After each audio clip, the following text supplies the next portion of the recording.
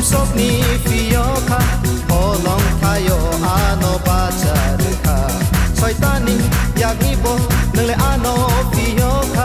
lob nai ni mong no ang sal kum rum me cheni bo le ku thingo lang ma ka dal ru kha chno bin bu mong no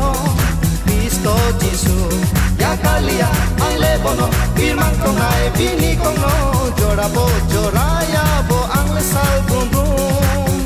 mo sung ke phai di ang bai baksa Jesu ni tha ni bo ja no te ma nai nang lang ma te kha sang ma mo chung ke phai di ang bai baksa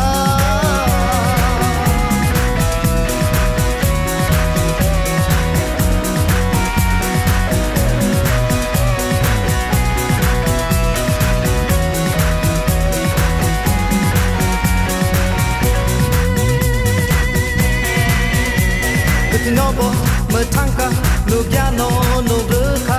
ham ya rong no bo nung le ham duka sungsani sungsogo je kela